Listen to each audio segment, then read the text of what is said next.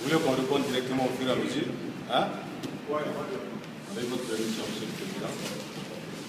La Jaune Rouge est une association qui a été créée il y a de cela 7 ans.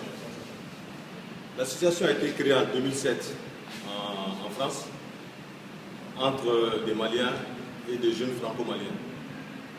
Mais à la base, l'objectif, c'était d'œuvrer, de soutenir les ressortissants maliens qui se trouvent en France et aussi de soutenir un peu tous les projets et programmes de développement qui pouvaient aller dans le sens un petit peu de faire un contre-courant sur l'exode des jeunes vers la capitale et après, on connaît tous le chemin périlleux qu'ils empruntent souvent pour aller en Europe.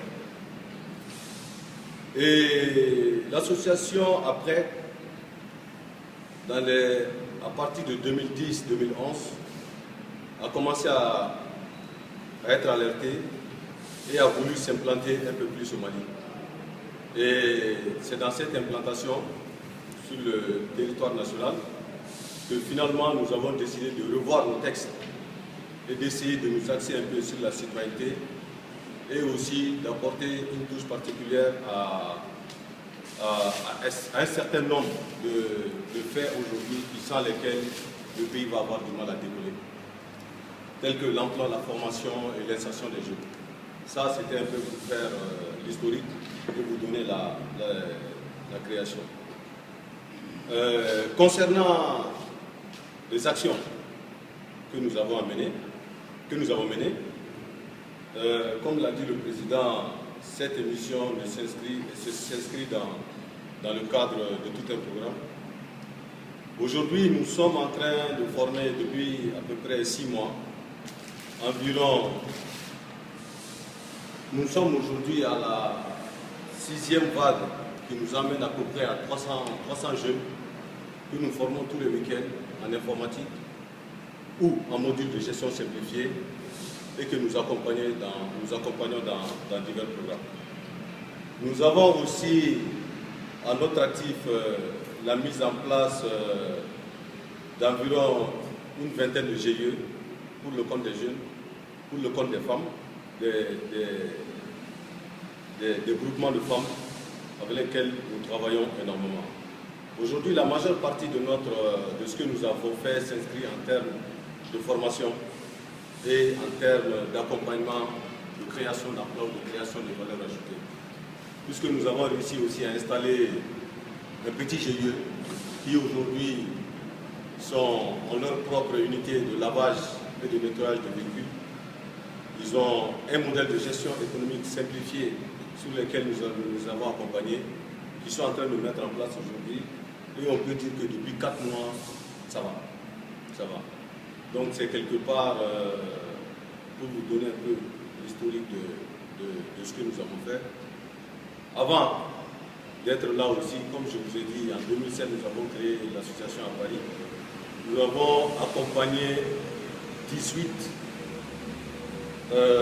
jeunes Maliens pour qui nous avons soit négocié des accompagnements auprès d'avocats, qui sont pour la plupart des avocats maliens ou des avocats en tout cas ressortissants de la sous-région qui sont au barreau de Paris, pour essayer un peu d'alléger les souffrances au niveau des juridictions parce qu'ils avaient un certain nombre de problèmes.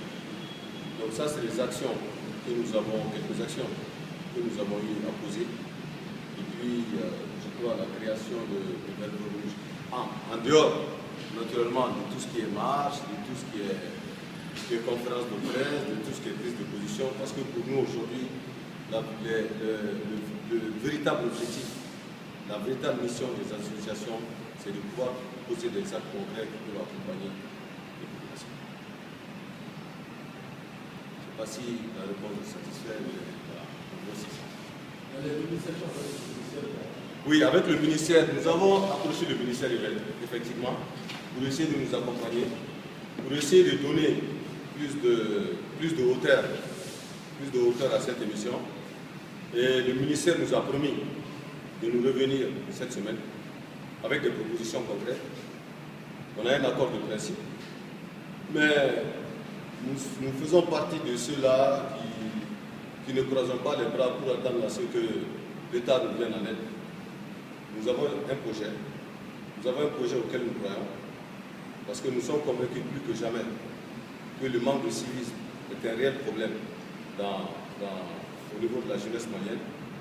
Donc nous souhaitons que le ministère nous accompagne, comme il l'a dit. On a beaucoup de promesses, telles que si vous regardez un peu le dossier de presse, nous avons prévu une synchronisation au niveau des différentes radios et à Bamako et à l'intérieur du pays. Le ministère a promis son aide dans cela à travers la radio La Voix des Jeunes, qui a tout un réseau à l'intérieur. On a un certain nombre de promesses, mais cela ne nous empêche pas de poser les jalons et de nous mettre au travail.